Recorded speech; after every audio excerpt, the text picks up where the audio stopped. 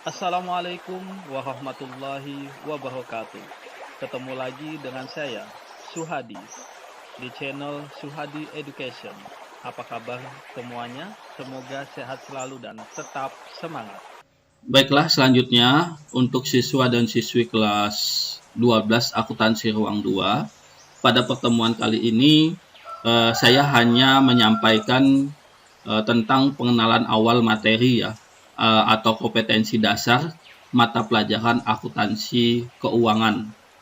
Pada pertemuan awal ini, Bapak hanya memberikan gambaran secara umum apa-apa saja yang ingin kita pelajari dalam satu semester ini. Langsung saja, akuntansi keuangan. Akuntansi keuangan merupakan salah satu bidang akuntansi yang berfokus pada penyiapan laporan keuangan yang dilakukan secara bertahap dalam setiap perusahaan. Di dalam setiap perusahaan, baik itu perusahaan dagang ataupun perusahaan jasa, tentunya ada yang namanya akuntansi keuangan yang mana merupakan salah satu bidang akuntansi yang berfokus untuk menyiapkan segala laporan keuangan. Ini yang akan kita pelajari di akuntansi keuangan. Adapun materi atau kompetensi dasar yang harus kalian kuasai, di sini ada 5 ya. Ada 5 kompetensi dasar di semester ini. Yang pertama yaitu menganalisis pembentukan kas kecil. Dalam menganalisis pembentukan kas kecil ini, kalian akan dipelajari di bab 1 ya, yaitu pencatatan kas kecil. Dalam pencatatan kas kecil ada 2 pembahasan. Yang pertama ada pengelolaan kas kecil, yang kedua ada pemeriksaan dana kas kecil. Ini yang berkaitan dengan kompetensi dasar 3.1 atau yang pertama. Yang kedua, menganalisis pengelolaan dana kas perusahaan di bank. Dalam menganalisis pengelolaan dana kas perusahaan di bank, kalian akan dapatkan di bab 2 atau bab berikutnya, yaitu tentang pengelolaan dana kas perusahaan di bank. Nah, di sini ada 3 poin yang akan dibahas di bab ini. Yang pertama, bagaimana pengendalian internal terhadap kas. Yang kedua, mutasi kas di bank. Yang ketiga, rekening giro di bank. Nah, ada 3 poin yang akan kita bahas di bab 2 ini. Ya, jadi yang pertama apa? Pengendalian internal terhadap kas. Yang kedua, mutasi kas di bank. Dan yang ketiga, rekening giro. Nah, ini yang berkaitan di KD yang kedua. Selanjutnya kita beralih ke KD yang ketiga, yaitu menerapkan aset tetap. Penerapan aset tetap ini kalian akan pelajari di bab 3 ya. Di bab 3 ini yaitu pencatatan aset tetap. Ada 3 pembahasan ya di dalam bab 3 ini. Yang pertama, pengertian dan penggolongan aset tetap. Yang kedua, harga perolehan aset tetap. Yang ketiga, cara-cara memperoleh aset tetap. Nah, jadi di KD, di kompetensi dasar yang ketiga ini kalian akan mempelajari tentang bagaimana menerapkan aset tetap.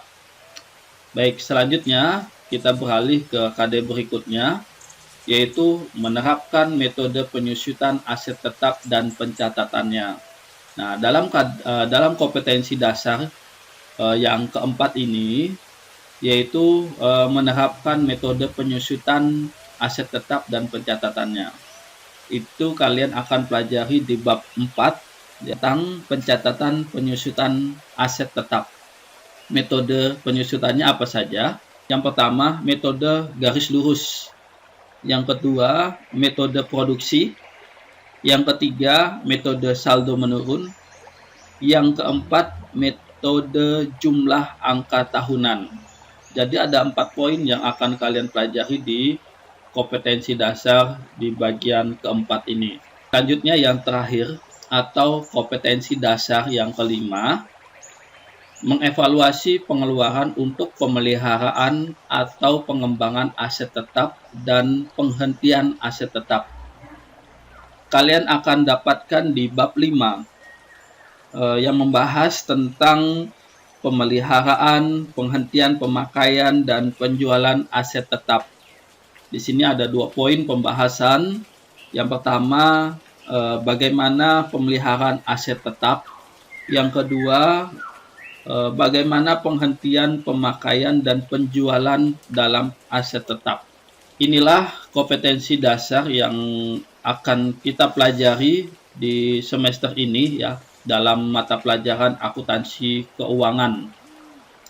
Bapak harapkan, Bapak menekankan kepada kalian untuk mengikuti proses pembelajaran dengan baik agar tidak mendapatkan kesulitan dalam materi-materi berikutnya atau di semester 2 nanti. Selanjutnya yang akan kita bahas yaitu yaitu tentang konsep penilaian mata pelajaran akuntansi keuangan. Dalam proses pengambilan nilai, ada beberapa nilai yang akan diambil sebelum Bapak rekap dan disetorkan kepada wali kelas masing-masing.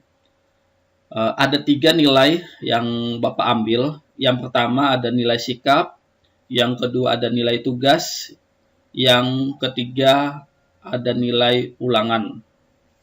Nilai sikap ini yang berkaitan dengan sikap kalian, adab kalian, sopan santun kalian, baik itu antara siswa dengan siswa maupun antara siswa dengan guru. Kenapa sikap di sini Bapak taruh di awal? Karena ini sangat penting ya. Pertama, kenapa saya taruh di awal nilai sikap ini karena sangat penting ya. Sangat penting untuk kalian menuntut ilmu. Sebagian orang itu bilang adab dulu baru berilmu. Ya, orang beradab sudah pasti berilmu dan orang yang berilmu itu belum tentu beradab. Jadi nilai sikap ini sangat penting dan paling utama daripada nilai-nilai yang lain. Ketika kalian adabnya bagus, sopan santunnya bagus, dan tata keramanya juga bagus, maka akan kalian dalam mengikuti proses pembelajaran itu akan lebih mudah, memahami ilmu itu akan lebih mudah. Yang berkaitan dengan nilai sikap ya. Selanjutnya nilai tugas. Nilai tugas ini dibagi menjadi 2, nilai individu, tugas individu dan tugas kelompok. Tugas individu akan dikerjakan secara sendiri atau dikerjakan secara mandiri, sedangkan tugas kelompok dikerjakan 2 orang atau lebih. Selanjutnya yang ketiga yaitu nilai ulangan. Yang selanjutnya nilai ulangan. Nilai ulangan ini dibagi menjadi 3. Yang pertama nilai harian atau ulangan harian. Yang kedua penilaian tengah semester dan yang ketiga penilaian akhir semester.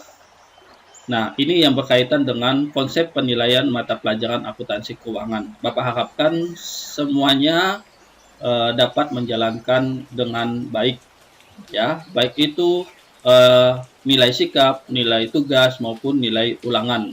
Tapi yang sangat penting yang Bapak tekankan kepada kalian adalah nilai sikap atau sikap kalian antara siswa dengan siswa ataupun siswa dengan guru. Ya, karena nilai sikap ini sangat penting sekali. Baik, ini pembahasan yang berkaitan dengan konsep penilaian mata pelajaran akuntansi keuangan. Pembahasan selanjutnya yaitu yang berkaitan dengan kontrak belajar mata pelajaran akuntansi keuangan. Apa kontrak belajar? Kontrak belajar adalah sebuah peraturan yang disepakati bersama antara guru dengan siswa. Ya, di sini sudah ada beberapa poin yang Bapak buat dan Bapak tawarkan kepada kalian. Jika kalian tidak setuju atau kurang, silakan kalian usulkan di kolom komentar aplikasi Edmudo apa yang kurang dan apa yang perlu dihilangkan. Jika kalian setuju dengan poin-poin ini, silakan klik komentar di aplikasi Edmudo dengan kata setuju. Ya, kita baca sama-sama di sini. Poin yang pertama, siswa harus datang tepat waktu, dispensasi hanya 10 menit. Nah, dikarenakan kita masih proses pembelajarannya jarak jauh, jadi kita terapkan saja di aplikasi Edmodo. Ya, siapa yang datang terlambat atau masuk atau absen terlambat di aplikasi Edmodo, maka nanti akan dikenakan sanksi. Pembahasan yang kedua, siswa yang datang terlambat dapat mengikuti proses pembelajaran dengan syarat membawa surat izin dari wali kelas masing-masing. Ya. Yang ketiga, siswa wajib hadir 80% sebagai syarat untuk mengikuti penilaian akhir semester. 80% ini maksudnya dalam satu semester ya. Dalam satu semester kalian harus memenuhi 80% kehadiran atau lebih. Jangan sampai kurang. Selanjutnya yang keempat, pembahasan yang keempat, siswa harus berseragam rapi dan sopan sesuai ketentuan sekolah. Ketika kita nanti sudah tatap muka, kalian harus menggunakan seragam rapi dan sopan. Nah, karena kita belajarnya jarak jauh, jadi ketika Bapak ingin menjelaskan sebuah materi menggunakan aplikasi Zoom Meeting, misalkan, jadi kalian harus menggunakan seragam pada hari itu, ya, dengan rapi dan sopan. Selanjutnya, siswa wajib bersikap sopan dan santun selama pembelajaran berlangsung. Nah, ini yang berkaitan dengan nilai sikap tadi ya. Ketika proses pembelajaran berlangsung, baik itu secara tatap muka maupun pembelajaran jarak jauh atau daring, kalian harus tetap bersikap sopan dan santun terhadap teman maupun terhadap guru. Selanjutnya, siswa wajib mengerjakan seluruh tugas yang telah diberikan oleh guru. Tugas ya. Ini yang berkaitan dengan nilai tugas. Tadi ada dua ya, tugasnya nilai tugas individu maupun tugas kelompok. Selanjutnya, ini ketentuan penilaian. Nah, kehadiran itu saya ngambil 10%.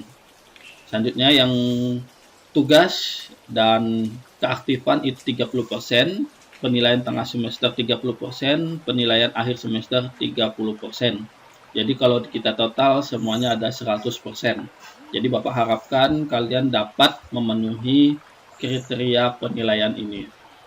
Selanjutnya, yang terakhir itu siswa harus menaati dan melaksanakan seluruh kontrak belajar yang telah disepakati oleh guru dan siswa.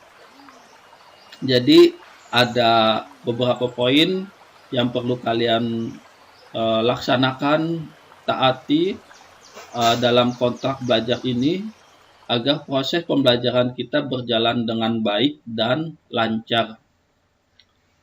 Nah, ini yang berkaitan dengan pembahasan kontrak belajar mata pelajaran akuntansi. Baik, mungkin itu saja yang bisa Bapak sampaikan pada pertemuan kali ini. Kurang dan lebihnya Bapak mohon maaf jika ada kesalahan kata. Sekian dan terima kasih. Wassalamualaikum warahmatullahi wabarakatuh.